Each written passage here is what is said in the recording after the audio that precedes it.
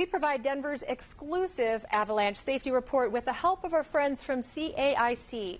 So let's check in on the latest avalanche conditions with the Colorado Avalanche Information Center. Each week, we're here to bring you the safety protocol for avalanche warnings and in the backcountry. Joining me again today is Brian Lazar, who is the Deputy Director of the Colorado Avalanche Information Center. Brian, as usual, it's always great to have you on every week here on the show. Yeah, thanks again for having us back. Good to see you again. You're welcome. Hopefully you had a great week and a good start. There was a couple of storms that have hit, so want to dive into that. Tell us a little bit about the terrain and the snow and what we can look out for. Yeah, so we had a return of snowfall after a pretty dry period there in mid-November, so it was great to see the snow come back. As we mentioned in last week's update, the snow surfaces across the state were very weak. And so we knew once we got additional snowfall, things were going to be very unstable. And that's exactly what we saw. So the Thanksgiving kind of type storms, and then just earlier this week produced a pretty widespread avalanche cycle. We've got another good storm that just rolled through Thursday night and is ending on Friday morning. And that has once again led to an increase in avalanche danger. And that's reflected in our homepage map. So if you take a look at what we're looking at as we move into the weekend, you can see all of these areas in red are where we have avalanche warnings in place. And this is the main highlight for the week. Avalanche warnings means we're at high danger or level 4 of 5. This means it's very easy to trigger avalanches big enough to kill a person. And a lot of these avalanches can run naturally or just spontaneously. So when we have high danger conditions like what we have on Friday through Saturday morning, travel and backcountry avalanche terrain is not recommended.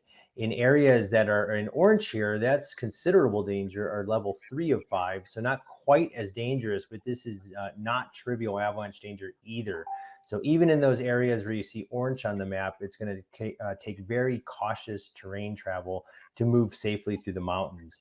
So conditions will slowly ease as we move into Saturday and Sunday, but we don't expect to come out of considerable danger until at least mid next week.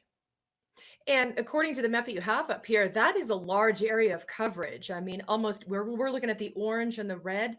That's at least half of that area on that map. Yeah, so I mean, to your point, most of our mountain areas, certainly over half of the mountainous terrain in Colorado is going to have dangerous avalanche conditions as we move into the weekend. And here's why. Hey everyone, Dylan here with the Colorado Avalanche Information Center. I'm here on a north-facing aspect near the tree line in the Elk Mountains. And I just remotely triggered several small avalanches from hundreds of feet away on similar aspects. And so I thought I'd dig a little pit and do a couple snowpack tests just to highlight how sensitive the snowpack is right now and how dangerous avalanche conditions are in the backcountry right now.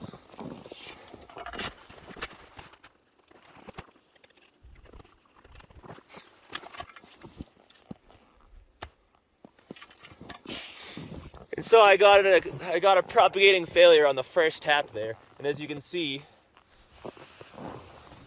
it's not going to take very much to trigger avalanches. You can trigger them from a distance, and after a day of settlement and a little bit more snow, these avalanches are going to start growing really large. So the bottom line is, if you choose to travel in avalanche terrain, extreme caution is necessary. Now, Brian, what we see in those videos, what we just saw, is very alarming with the effects of the snow because it's so light and it's easily movable. I mean, with one touch of that snow, that can trigger a massive avalanche.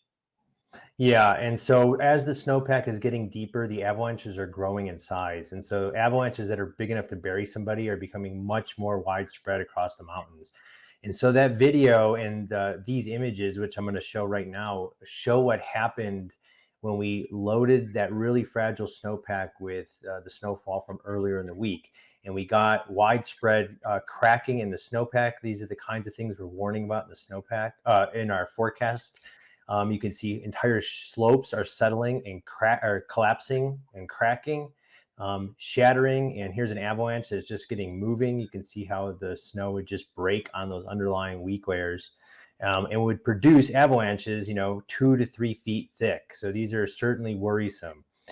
These are avalanches that happened just during the loading event from earlier in the week, but they're very illustrative of the kinds of avalanches we expect Friday and into Saturday morning as we produce another loading event. Snowfall continues through the weekend, although not as heavy, and that's going to prevent avalanche danger from easing all that much. So we might not be in warning conditions by the time we get to Saturday afternoon into Sunday and into early next week, but you can expect widespread areas of considerable avalanche danger where very cautious route finding is going to be required to stay safe. Which is important. Now, the chart you brought up earlier, the graph, specifically, what areas are we talking about where that is that mid to high level of danger for avalanches? So the areas in red here are the most worrisome, the most dangerous areas. So this is the Park Range and the Elkhead Mountains up near Steamboat in the far northern part of the state. As we move a little bit south, we get into the Flat Top Mountains. Those are also quite dangerous. Down here, we are looking at the Elk Mountains. So these are all the backcountry areas around like Aspen ski areas, the Crested Butte ski areas. And even as we move north and east, all the way through Summit County, into all the backcountry areas around Summit County and Vail, all the way up towards Loveland and Berthoud Passes. Those are going to be the most dangerous areas. But as you can see, these considerable areas are also quite dangerous, and that covers another fairly large swath of the state, extending south all the way down into the San Juan Mountains. Well, Brian, thank you very much. This is extremely helpful for everyone going out into the backcountry to take those proper precautions and be very safe, because according to everything that we've seen today, this is at a high level of danger. Thank you again, Yeah, Brian. it's a really dangerous period right now. Please, everyone, be safe, and please make sure to check your local forecast. Remember to check out the current avalanche risks directly on the CAIC website, colorado.gov/avalanche.